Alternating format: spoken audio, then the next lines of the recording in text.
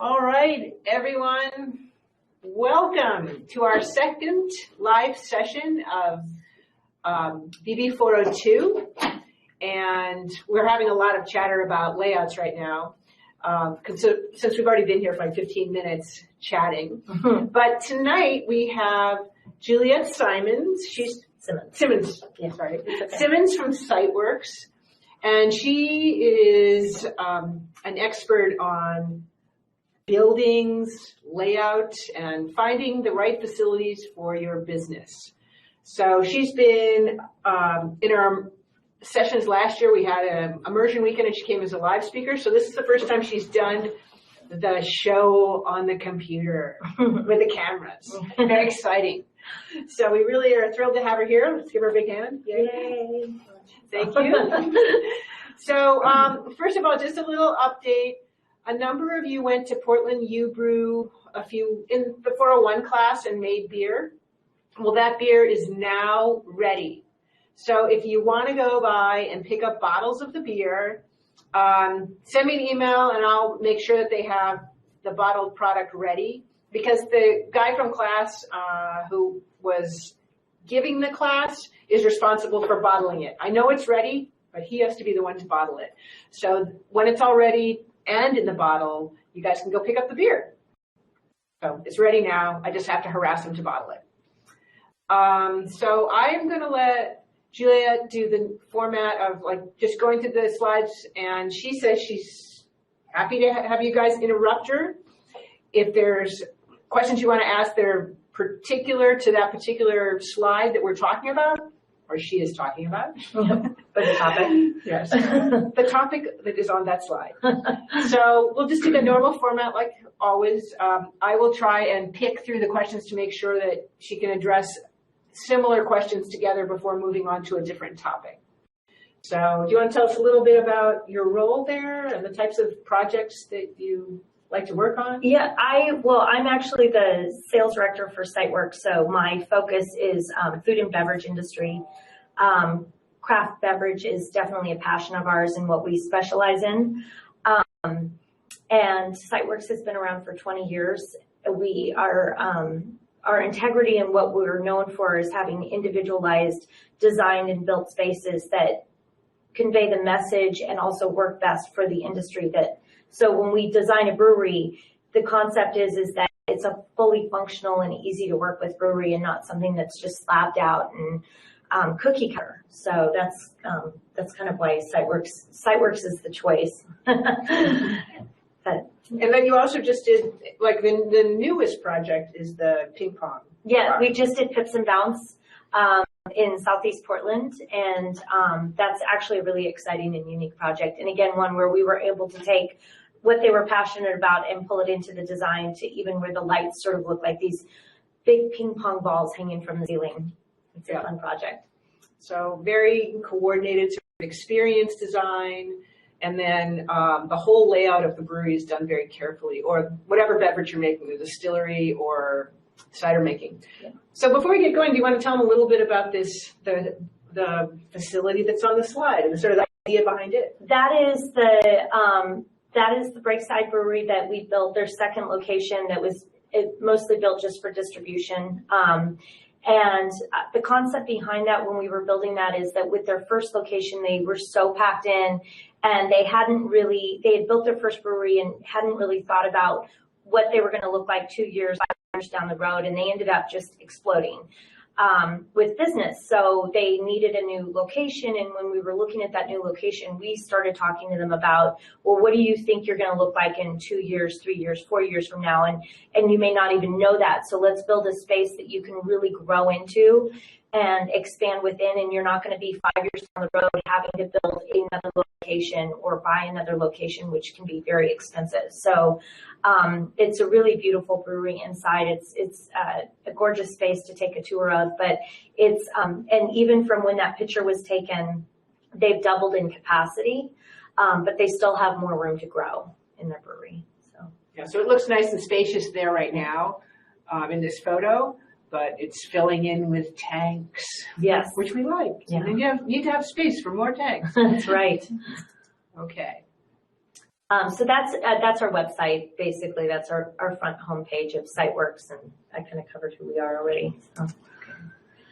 So the basics, and I'm sorry it says brewery build basics. This is basically for craft beverage, but the brewery build basics that I'm going to cover are the things that you need to consider when you're going to expand in your own location, and that would be site selection, and there are certain things that you really need to consider and keep in mind when you're looking at a site for your craft beverage, and then what goes into the design of that, and then also permitting. We could probably write a whole book on permitting for anything to do with food and beverage, and then finally construction is the build out of once you've picked your site, designed your site, and gotten it permitted. So those are the topics. So when you're doing your site location, there's quite a few things that you're going to want to consider. One of the classic stories that I always sort of laugh about is when I've even been in the car when this has happened. You're driving down the road, there's this huge, gorgeous old building, and somebody points at it and says, "Why isn't that a brewery? That would be perfect for a brewery." Well, site selection is how I answer that question, and the first issue is zoning.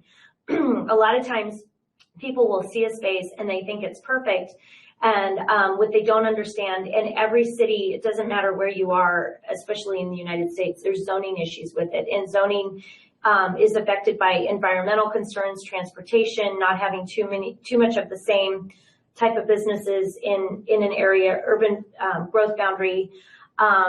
So you can find a space and then decide, well, I want to turn this into a brewery, a brew pub, cidery, but that area is only zoned for an office. And what's going to happen from that is you're going to have to pay fees to get it changed if the city or the county will even allow that. So the first thing you need to consider when you're looking for space is what that area is zoned for.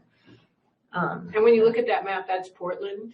That is the Portland area, yeah. And what's the difference between, like, say, the green, all that green area? Green is, I believe that's agricultural. I have to put my glasses on. Yeah, AG. So there's industrial, there's mixed use, there's residential, there's office. There's a huge amount of different types of zoning regulations, and occupancy is also going to affect that. So certain zoned areas will say you can only have so many people in a certain amount of square footage, and that's going to change. And that's why zoning is such a big deal, because you, for example, if you were going to turn your space into also a brew pub, you need to be able to allow for far more people in that space than you would if it was just a brewery. And that's why zoning is also very important. Can you tell a little bit about, like, the ping pong bar and what some of the zoning issues around there? So the issue that we had with zoning for pips and bounce was that particular area has a lot of bars, and so the city wasn't they didn't feel that space was appropriately zoned to be a restaurant or a bar, so they wouldn't let us permit it for that.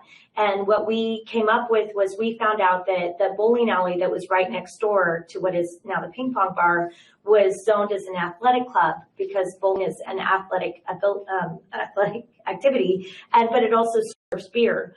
So we ended up getting it permitted as an athletic club that serves alcohol instead of just being a bar. And that was kind of how we got around the issues with permitting for that area. Yeah, I love that. That's very creative. Yeah. So design is another, okay, what about farmhouse style breweries? What would be the appropriate zoning for that? You know, that's going to depend on your location. I mean, in fact, recently we were talking about a certain farmhouse style brewery where the issue that they're having, and it has to do with that specific county, is that county considers wineries agricultural, but not breweries agricultural. So that's going to depend on where you live and how you can zone that. It's really specific to your area is the best way I can. Farm and forest is also another issue. It's the issue that comes up with craft beverage industry, whether it's wines, cideries, or breweries, is the disposal of the wastewater, and that's where you're going to have an issue with the forest or agricultural. And nobody can make sense of why in most counties in the United States, wineries are okay for farming or agricultural, but breweries are not. That's just, that's something that I don't even know how to answer that. Well, it comes from, like in Oregon, winery lobby's been very influential. Yeah. And Jennifer faces this because she's in one of those types of situations where they have a farmhouse style brewery in a place where they are readily accepting of wineries, but they've run up against some resistance. Yeah, it's going to depend on how your area is going to be accepting of it. The one that I know of specifically, he had to file for a change of use. And if that area in particular had been at all aggressive against the breweries, he would have had a problem, but it was an area where they have very little breweries, so they were very supportive and encouraging of changing the zoning use for their farmhouse. And Robert's asking if it's safe to assume that a cidery would fall into the same zoning category of a winery. I would guess that, it would be closer to a winery than a brewery.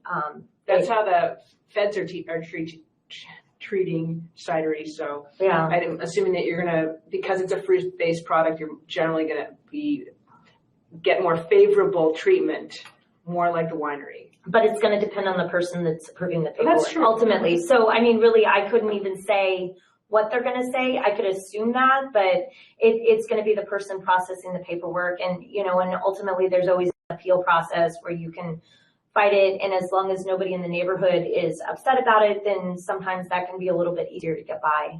Mm-hmm. So, so Jennifer has an issue with the county. Yeah, because she's in Milton Freewater with their brewery in the county, and they can, obviously the wineries are treated a lot differently than they are. Yeah, that's the same thing in Newburgh. Mm-hmm. So when you're looking at the design of your space, there's a lot of factors that has to go into understanding allotting for the square footage that you're going to put into your production. So it depends on if you're canning, bottling, only using kegs. One of the things we found is that when people are bottling or canning, they underestimate how much space is needed for dry storage versus your wet storage. You're going to need it like twice the amount for that. So it's having the team on your side or an understanding of how your distribution and how your production is going to be allotted for your percentage of square space. And that's a huge part of the design process in figuring out your square footage needs. Actually, I've given, in the homework assignment next week, you should be seeing some rule of thumb for brewery square footage in tap rooms. Yeah. They're all in they're in the lecture, and they're also in the facility page. So I don't know, Colin, you're probably not there yet. So we do have the rules of thumb. Yeah. And you're also going to have to take into consideration things like air quality, acoustics, spatial environment, like your lighting. If you're going to throw in a brew pub or a restaurant or a tasting room, there's going to be the seating count target that you're going to have, which is also going to go back and affect your zoning issues that I was talking about earlier. And then, of course, anytime with craft beverage, you have to consider what your handling requirements are going to be for your grain. Are you going to need a separate room for a mill? There's just a lot of questions that you're going to have to ask yourself or whoever's helping you design your space. On the planning of the design is such a huge part of this whole process in building out your space. So it's, that's probably most of my notes is on this shipping and receiving requirements. The size of your walk-in cooler, and that too is all going to go back to when you're picking out your site, what your needs are going to be.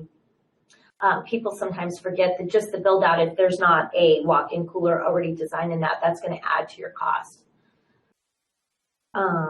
Much needed rules of thumb for a tasting room. Oh, that's in the lecture. Oh, okay, got it. They can see those things. Yeah, there's not a rule of thumb for brewery square footage. What the rule of thumb is going to do is it's going to be impacted by how much you think you're going to produce. And again, even at that, what I have seen too often is breweries go in thinking they're only going to produce like 10,000 barrels. And then, within a year, they're at 60,000. And they're completely maxed out, and they're working 24 hours around the clock because they don't have enough room in their brewery. So that's the square footage. It really, that's really where you want to work with a professional that's going to understand the different amount of room that you're going to need, and leave room for growth. And one thing is, those of you who, we don't have a rule of thumb for this, but I want to point out, I was in base camp last night. And for those of you who have been to the base camp brewery, you kind of walk into a little entryway, and the brewery's there on the left, and then I guess they call it a tasting room. It really looks like a normal brew pub on the right.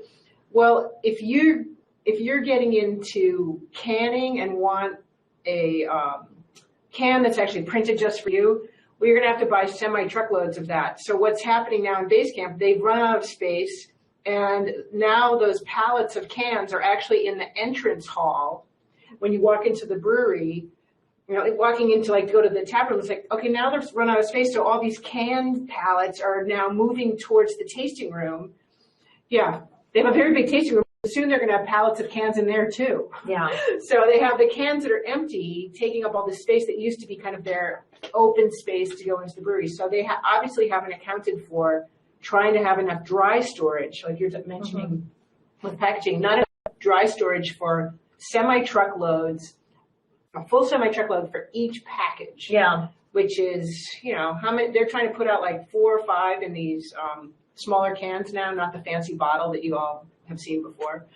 And they really run out of space for that. So I thought they were a pretty big place. Yeah, well, that's, and again, that's the thing, our rule of, the one rule of thumb we do have on the square footage is that if you are planning to bottle or can, you need twice the amount of room for dry storage. Mm-hmm. It's just, it's going to take up so much more room than people even realize. Yeah. And the mobile canning line takes about a footprint of close to a semi truck, even when they come in, because they need room to move all the product around. So, that's another thing. Even if you mobile can, you still need enough space for them to bring their equipment inside so it's out of the inclement weather. And I can give you the numbers on that too, because I just asked the mobile canning people to give me the footprint of if you're bottling mobile, if you're canning mobile. So we could better, but yeah. Next slide. I can't remember. That's some of the layouts that we've done for other breweries, brew pub, craft beverage. But there's just the seating. If you're going to actually have a tasting room or an area for people to eat, that's where you're going to get a lot of bang for your buck, because you're going to get a higher return on your beverage. And so there's a money factor that goes into the planning of that. If you're using this square footage space, and it's priceless, and you want to make sure you're maximizing the amount of people that you can get in there, and also implementing your brand and the image that you want to have, that's conveyed to your customers. I mean, I very rarely do you see a craft beverage place that has food and the space is not comfortable and maximized for people to sit, and that place is not going to do as well as a place that has something where people feel really comfortable. They have things to look at. They find the space unique, and it makes sense with what they're drinking. And these examples are? That is actually Bike Bar on Mississippi. So back in the back on that bottom left-hand picture where Mellie's got the mouse right now, in the background you can see is our display of 99 bottles of beer on the wall. And because it's a bike bar, the design thought that went into that is Christian with Hopworks is really passionate about bicycles too. And so out front of Bike Bar is bicycles that customers can ride, and it creates power for the bar. But then also the 99 bottles of beer that are on the wall are all held up with water bottle holders from bicycles. So it's kind of it's a really cool design. On the other side, what you can't see from there, you can kind of see the base of it in the top right-hand picture. There's bike racks that are coming down from the ceiling, and they're the decor for the top part of the bar. So we really implemented a lot of bicycle components into the design of that particular brew pub. And what's this one? Is this Bike Bar also? That's Bike Bar. Okay. Yeah. So that's just one of my funny little cliche pictures of what happens if you don't plan for space. You know, and nothing really has happened here, but I think we can see the future for this gentleman, so. Having to climb up on ladders. Yeah, that's bad planning. That's an example of bad planning. There's more. There you go. Yeah, and I mean, I don't need to tell you guys, craft beverage is a science. It's chemistry, and everything needs to be clean and sanitary and organized. And you know, I mean, I have seen situations that don't look like they're going to be making very good beer. So it sends a message to the people who go on the brewery tour. Exactly. Yeah, that's messy, Colin. So that this is part of the process in where we like to talk to people that are going to be making a craft beverage, and all of these things have to do with starting from the site. Are you building from the ground up? Are you going to remodel a current space? Are you going to bottle? Are you just going to do cakes? Are you going to have a brew pub or a restaurant attached? Are you going to have a tasting room? And all of that goes into the planning process from the very beginning with your raw goods and then out to your finished goods. And that's everything you need to take into consideration when you're going to be planning your space. So that's just kind of one of our fun little drawings that our graphic designer did one time to show the process from the very beginning to the finished goods and out to market for craft beverage. So how do you guys do this? Like if someone comes and tells you that they want to have various components, like they're going to have their own bottling equipment, and they have to tell you their production, they have to have figured out how many tanks they're going to have, and then you figure it out? Yeah, the space, or you help them figure out what they should actually get in terms of tanks for the future. Exactly. We will help plan what your tanks, where your tanks need to go. If you have an idea of how much production you want to have by the end of the year and what that's going to look like with bottles, cans, or kegs, that's the easiest way for us then to go, okay, well, this is how much you're going to need for tanks, and this is where we're going to put them, and this is how much storage you're going to need, and that whole integral part of planning the actual use of your space. Okay, so people will tell you what they think they're going to do over the next 3 years, and then you tell them how much space they need. Yes. Okay. Yeah. All right. And then we're going to talk about permitting, because this is the part that really falls apart for some people. The big problem with permitting is a lot of times people decide to do it themselves.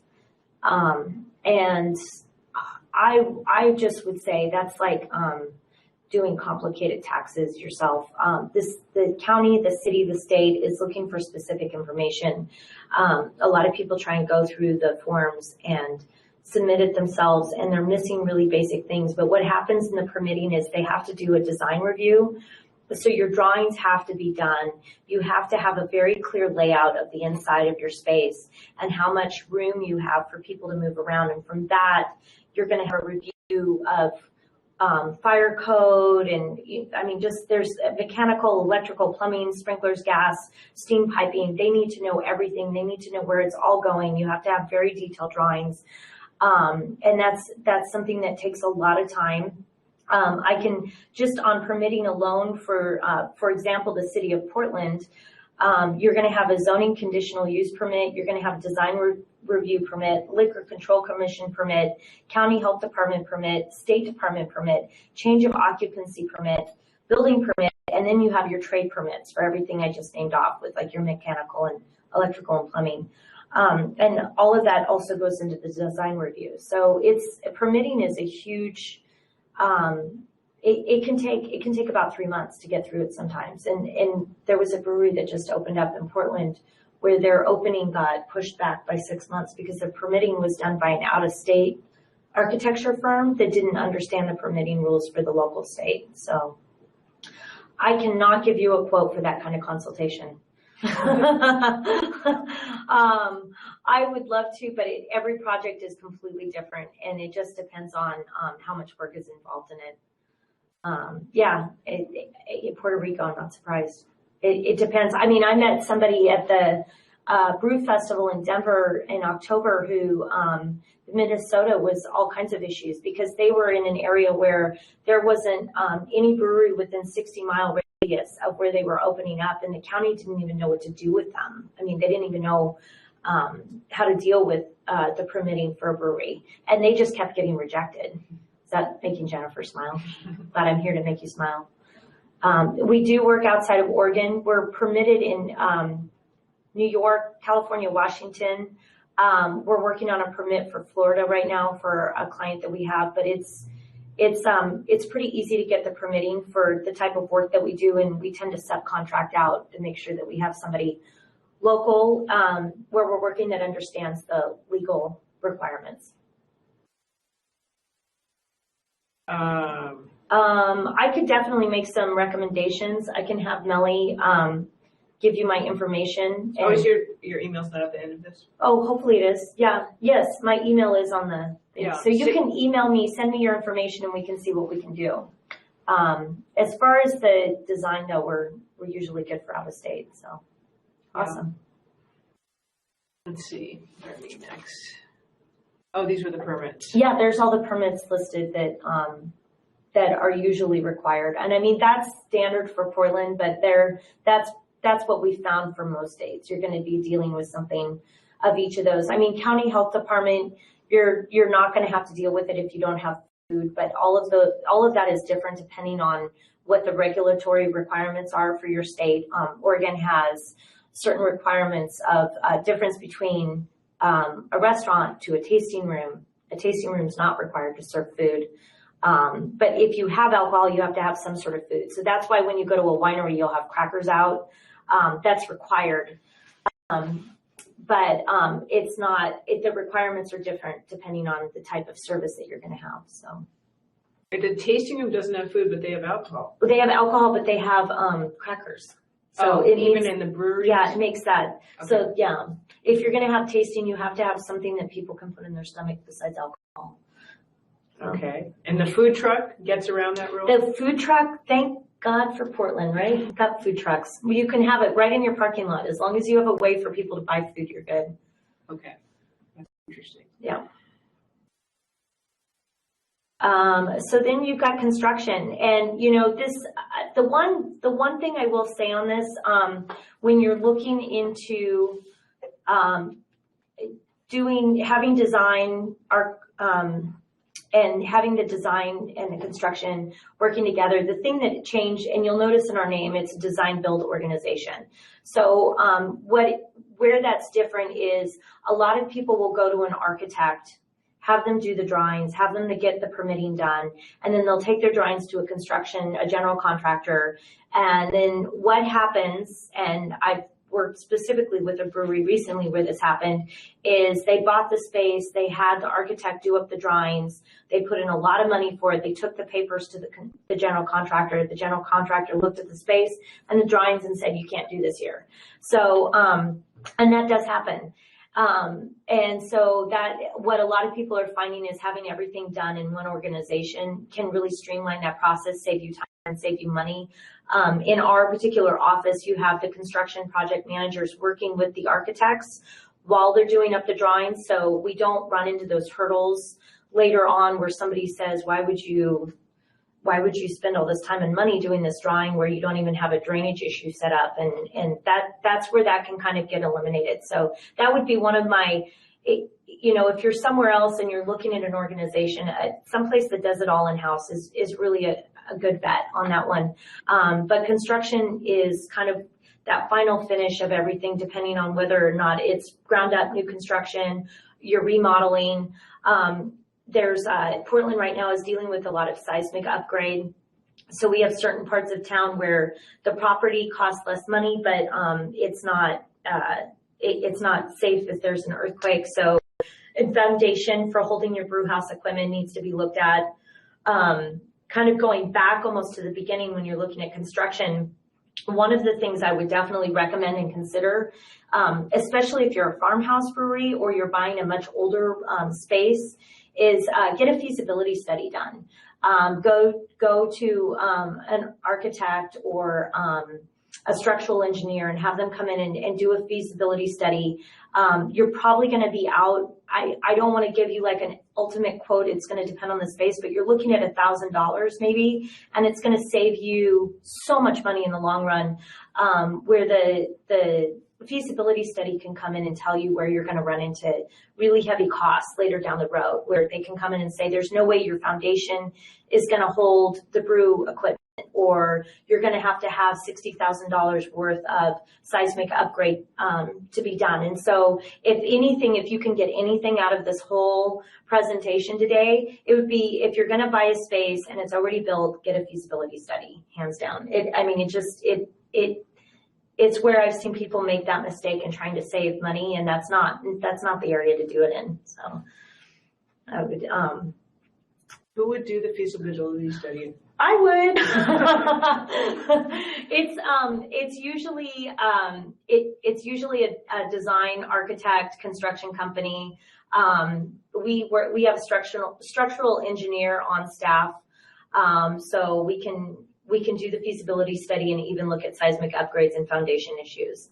So, where are some of the biggest problems people have gotten into? Like, if you look at this area of construction, either buying a lot and finding something unexpected that was going to affect construction costs, or buying a new building.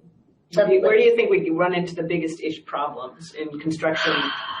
Serious construction problems. I would probably say, our company is more passionate about remodeling an existing building. We tend to prefer to reuse what we've got. We use a lot of refurbished wood. So we really like to encourage people to not tear down and rebuild and remodel, but that's where you might run into some issues. The other thing that's kind of a big hot button in Portland is environmental concerns and drainage issues and water. But I think unless you're in a really remote area where you've got plenty of land to pick from to build up, then that's great, good for you. But remodeling is going to be, it's a great way to go. You just want to make sure that you're not running into a money pit later. And I've heard some soil abatement issues around town. Yeah.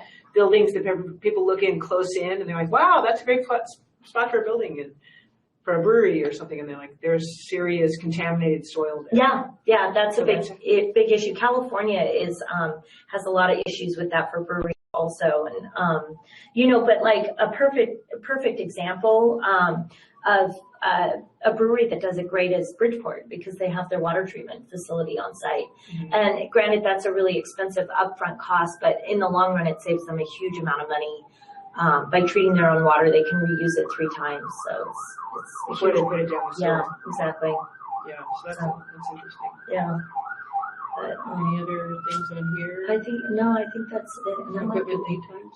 Oh yeah, you definitely want to consider equipment lead times. Thank you. Well, you guys all looked at equipment issues for the recent post. I don't know if any of you looked for how much lead time you were going to get for that equipment, or you probably saw other posts that students have done in the past. Yeah. I've heard of people waiting a year for tanks. Yeah. So you're finishing up your brewery and you're ready to open in 2 months, and then you find out you're not going to get your tanks after 30+ weeks. Yeah. I'm not surprised. That's the big one. Tanks are probably the one thing out of all of it that are going to take you the longest. I really love it when I meet with a brewer and they've already got their tanks in storage. Like, that's awesome. They've already bought it. Jennifer, you got 6 months on? Yeah, because I was just eating dinner with somebody from Portland Kettle Works, and they said they're sold out. Their space is sold out till July, but you got your order in, Jennifer, before that. So Jason, Bridgeport did not consider water treatment. They've actually been in their space for 30 years. And Bridgeport is kind of one of those mystery brewery spaces to me, because they've been in the same space for 30 years and the amount that they've grown is crazy. But if you ever get a chance to do a brewery tour in Portland, that's one that I really always highly recommend, because it's kind of amazing. Even though we didn't design it or have anything to do with it, I almost find it just so fascinating to go in and see how they run their whole facility. They're a great example of reuse, reduce, recycle. They're extremely environmentally friendly. I've been in a brewery tour before in Bridgeport where I've seen the farmer walk in with the pig over his back And if that pig has eaten the grains that came out of their beer, I mean, it's kind of a phenomenal thing to see their whole system. When do you think they put in their water treatment system? I think they put that in about 7 or 8 years ago, I believe. Yeah, we're all commenting on how tight it is. Yeah. We're going to have an award for like who packed the most stuff into the smallest space. I think Bridgeport would win. Oh, Jason, you should see the brewing area is crazy. Yeah, I'll send you the name of the guy, and if you get him at the right time and he's got like 20 minutes, he'll just walk you through it because he loves to get the tours. So. Yeah.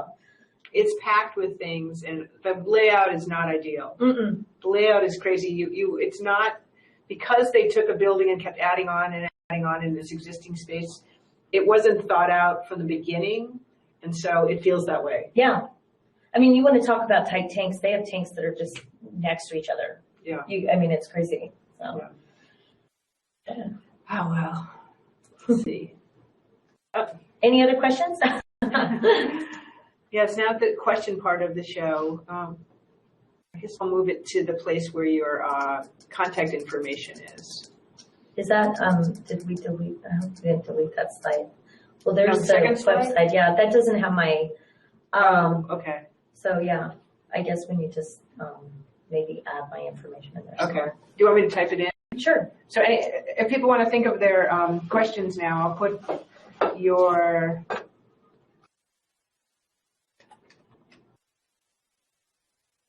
is Juliette at siteworksportland.com.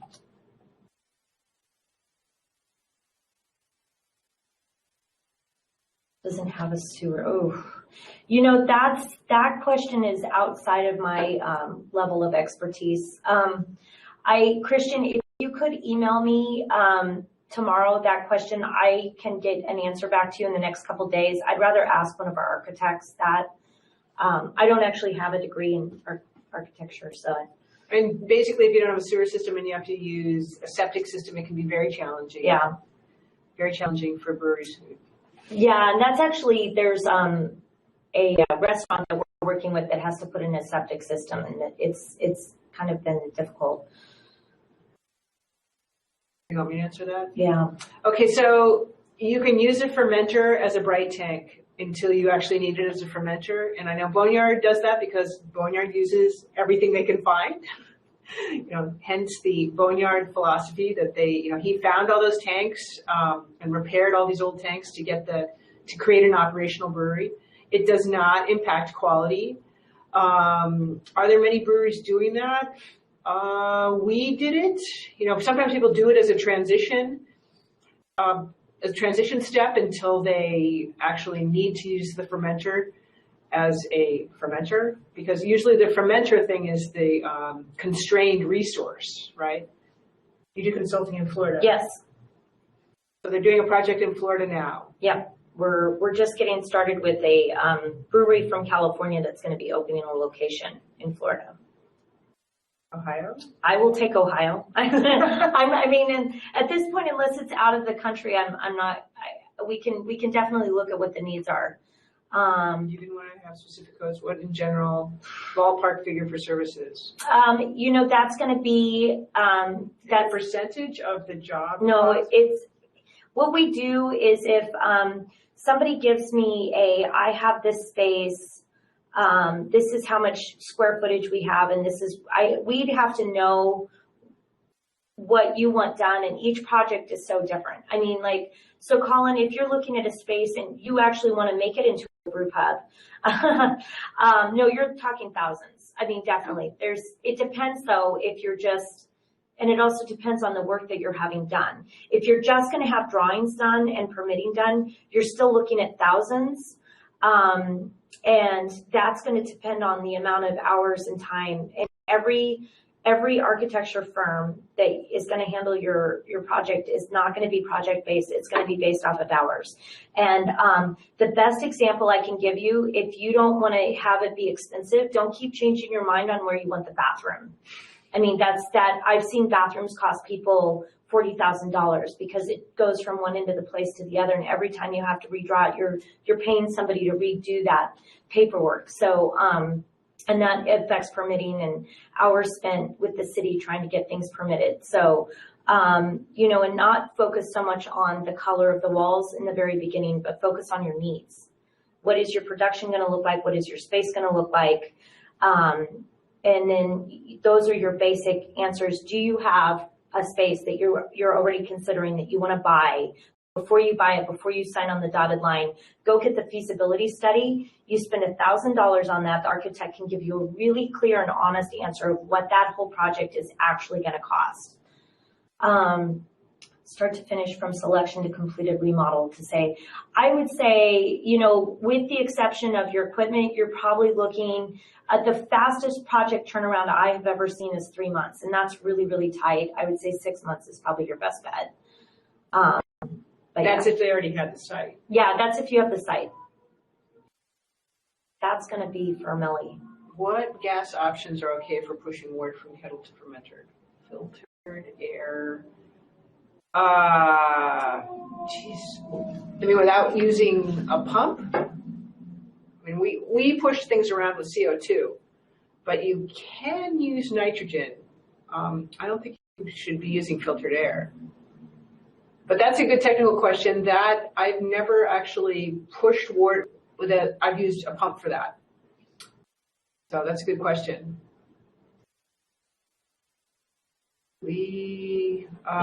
Questions? One thing I can add, because I know cost is coming up here a lot.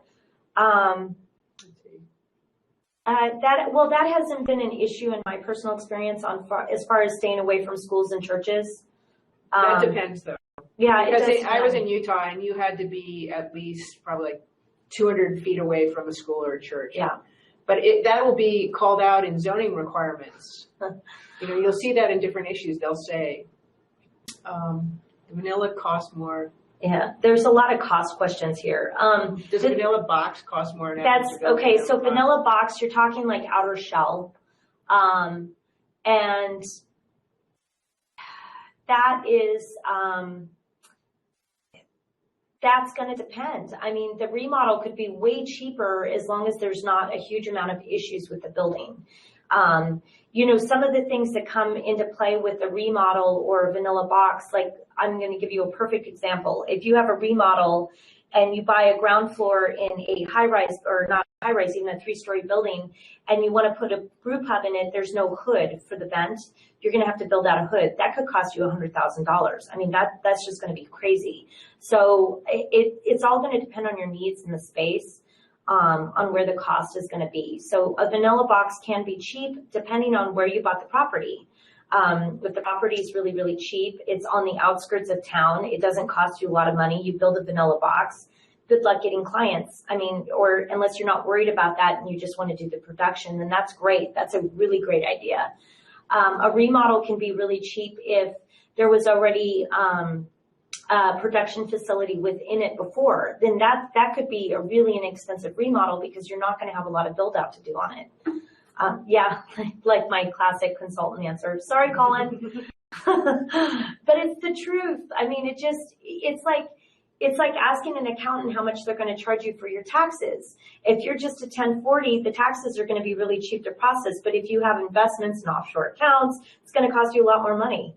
So I was just going to chime in on Mike. So we started our brewery in a vanilla box. We leased space in a vanilla box and converted it. It was a very inexpensive build out. But we just had a small tasting room. Once we decided to be a brew pub, we designed a $3 million building that could be a really nice brew pub with multiple floors and production facilities. So we went from the cheap thing to a much more expensive thing, but then we had a lot more revenue coming into the expensive building that was no longer the vanilla box because we were out of the total production mindset. Yeah. Someone's asking you, have you worked with Oast House? I have not. I haven't done that. And Jeff has a good point. School is church in Utah. Yeah, that's true. So, but that's why they ask for longer distances. They really want to keep alcohol away from school and church. The children. More than 100. Because nobody drinks in a church, right? Oast houses. I don't know what that is. I thought it was a company designing Oast houses. Hop dryers. Oh, no, we don't actually design the equipment. Is that what you're asking, Ben? If we design the equipment?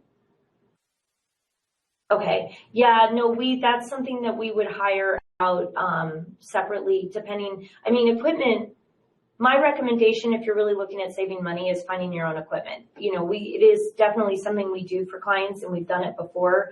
But I personally, if I were you, I would source out your own equipment to save yourself money. Looks like there's a question down below that too. Also someone wants to know. Yeah, Ryan has, so the startup process, the problem with permits is you can't start the permit process without the drawings.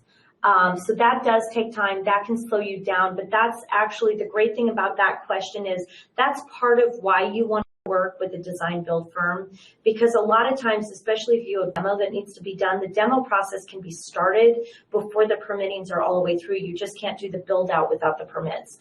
So that is a really cost-effective way in working with that design build company rather than going from an architect to a construction worker and then you're waiting for permits and the construction worker won't do it until the permits are done.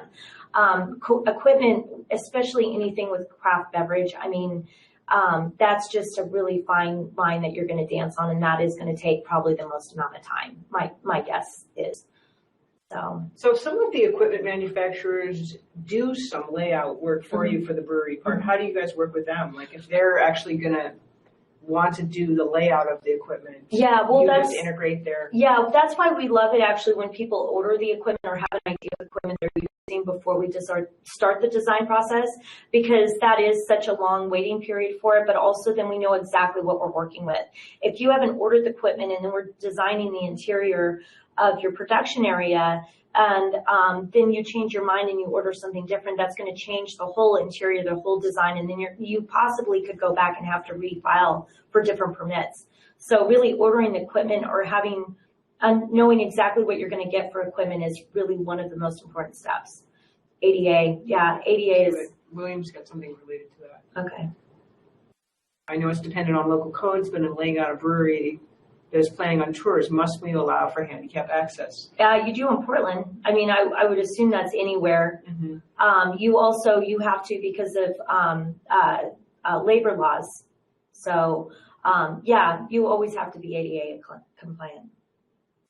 Yeah, so the tour doesn't have to have people like climb up on catwalks or anything like that. But if you look at most places that give tours around town, they're all ADA compliant. Yeah, it has to be a wheelchair has to be able to get in and a wheelchair has to be able to get into a bathroom. So. Yeah. Any other questions? Concerns? No? Anybody else doesn't have any other questions? Questions about things in the class? Winning lottery numbers. Okay, you have your pen. It's 854. Just kidding. Regarding brew pubs, what do you recommend in terms of lighting? For the pub side, not the production side. Yeah. That I'd actually rather get back to you on, Christian. We have 12 architects on staff, but one of them is a brewer. And he's the guy that's written up all the notes for me, and he's helped me do the slides. And he has some really strong opinions on things like that, and I'd rather have him answer that question for you. For the restaurant side? Yeah, for the restaurant side too. Oh. Yeah, he gets very opinionated with lighting. I'm gonna recommend flattering lighting. Yeah. Yeah, don't do fluorescent. People drink more and eat more if you have pink colored light. It's one of those things where less is more. Yeah. How different is permitting if it's your own land? It's still an issue. It doesn't matter. Yeah, because the county has it permitted. So it doesn't matter if it's your land. You can buy a house in a suburb and decide you want to turn it into a retail outlet. I mean, you can't do that. You have to get the city's permission. So that's how they stop malls from opening up in the middle of a neighborhood. Yeah. So Christian, if you email me, I'll connect you with our architect. But yeah. Okay, great. Well, if no one has any more questions for tonight, then we'll wrap it up. Oh no, we have more questions. Let's see. It depends on the city or the county that we're dealing with. Portland, though. People think Portland's Portland can be, I feel like Portland is, that's why, we've worked long enough with the city and we know who to ask for. So sometimes it depends on who you have going in to fight your battles. The big issue with, Portland is we have something called system development charges. So if you're going to change, let's say you find an office space and you want to turn it into a brew pub. The system development charges for an office space is like $4 a square foot. To change that over into a restaurant, you have to pay $15 a square foot. So, I mean, you're going to be out a lot of money if you find a big space, and you're going to be fighting the battle to have it zoned differently. But on top of that, you're paying system development charges. And that's the story that I was telling with the Hips and Bounce. To change it to a bar, they were looking at like $80,000 in system development charges, and that's why it was really great that we could keep it as an athletic club and not have it switched over to a bar, so they didn't have to pay $80,000 for that.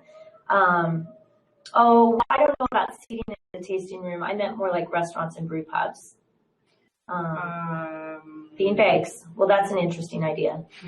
In terms of an inviting environment, I don't think you want an overly inviting environment with a tasting room. You want people to come in. I think a bar is the best thing. I've seen some that have couches, and that's not a bad thing. Gigantic has couches. Yeah, and also there's that Seven Bridges Winery in Northwest Portland, and that's a nice inviting environment. Yeah. I like that one. So. But I mean, we're getting to have a sort of standardized look of picnic tables.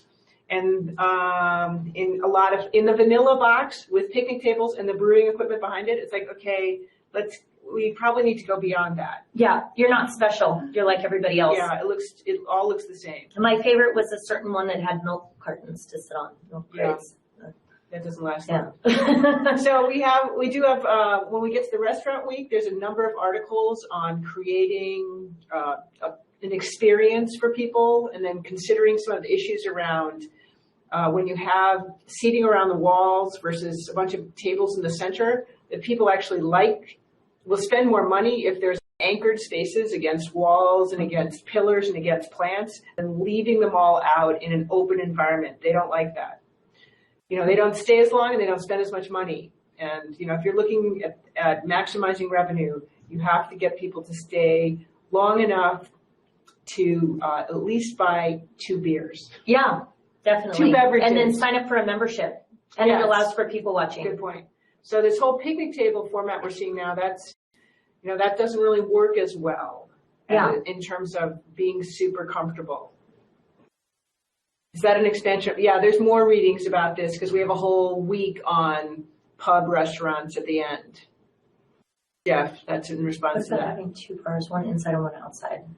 I like bars outside and inside. Mm-hmm. And I mean, I think depends on your climate if you can make that work. Well, I know one thing I've heard recently from somebody that does financing in Portland for small businesses. They said that if they know that there's a bar or a restaurant that's going to allow for outside seating, they will give more money and loan more readily, because it's such a clear, and a perfect example of one that's done very well year round is for a bar is Prost in North Portland. They have outside seating, but they have heat lamps and they have a bar outside, and that's done very well for them. So. Yeah, and I think the incremental cost of beer lines isn't much for that. Yeah, that's not the big issue. It's building out the space. If a county decided to classify a brewery with a tasting room as light industrial, is that something your firm consults on? Is there? Yeah, I would. Where are you at, William? What state are you in? Florida. Okay. That's something I wouldn't mind looking into. The thing that happens with that is if there's an occupancy issue with classifying the brewery, we've fought those battles before to try and make it more cost effective if there's a permitting cost issue. Is it causing a problem for you in opening your space? Well, that limits them if it's light industrial. Yeah, I mean, that's the thing, but you could take, it seems like you should be able to fight that battle. Yeah. You know, I mean, that's where we run into stuff like that. What we do is we fight the battle. We kind of argue with them about it. Hopworks had some issues with that in their downstairs brewery space. And what we ended up doing was taking out their storage space and classifying it different and putting different zoning within the space. And we were able to fight that with the city. We actually have a part of the building where they have a separate business that they're renting to called Hopworks Storage. And so that gave them more room to be able to open a tasting area within their brewery downstairs. Yeah, it seems like that would be something that, William, that would require something creative assignment of space like you're talking about, like getting someone to help you with that, to bring it out of the light industrial classification. That sounds terrible. What form of businesses use? Make the best sites for breweries. Oh. Ice cream. Yeah. Anything that's food or beverage production, basically. Chocolate, any of the places where they were using water, a lot of hot water that, you know, and water that had to go down the drain, because breweries have a lot more cleaning needs, and it's a 4-to-1 ratio of how much water you use relative to how much product you make. So the water coming in and the water going out, if you are in a space that has used a lot of water and had the sewer needs, then that addresses that particular issue. And restaurants can then become, it's easier to change a restaurant into a brewery. Yes, that's much easier. And as far as favorable zoning, we prefer mixed use when we're working with a client. We've worked with a lot of industrial zones, specifically Hopworks, but the best one that I would prefer is mixed use. Is that where Braveside is in a mixed use? Is that considered like it's industrial? actually half mixed use, half industrial. So okay, that's in Milwaukee, Oregon. Yeah, they found a great spot there. Mm-hmm. But it's not necessarily a great place for a tasting room. Yeah. Where can you find a copy? Online. Just go online and Google zoning map for Portland, and it'll have the little color coding, and it'll give you the little breakdown. Also, when you're looking at properties and spaces on RMLS, you'll see zoning, you'll see what it's zoned for, and you can just Google that code. You can take the code, say Portland zoning, and then enter the code, and it'll tell you what it's zoned for. And it'll take you to the county website where it'll give you a clear description of what it is that goes in there. That's good to know. Yeah. And that would probably be the case for almost any city. Yeah. Any question in general in life, Google it. That's my answer. Well, I mean, they can find a zoning map for, you know, any place they are in the country. Yeah. Now, whether you can do that for anybody who happens to be in Europe or that's South America or whatever, that's another story. Yeah. So. Okay. Looks like we've had any last questions? Well, 6:59, so I want to say thank you to Juliette for coming and talking with us tonight. You're welcome, Jeffrey. And let's see, next week we don't have a live session since that's Thanksgiving break, but when we come back we'll have Thad from Portland Kettleworks. He also will talk about layout within the facility. Since he's an equipment seller, he does a lot of layout there. So for those of you who want like rule of thumbs, he's like Mr. Rule of Thumb. Mr. Rule of Thumb, Mr. What your margin should be, all that. He's great. So have a great week off from live sessions, and we'll see you in a couple weeks, everyone. Thank you. Awesome.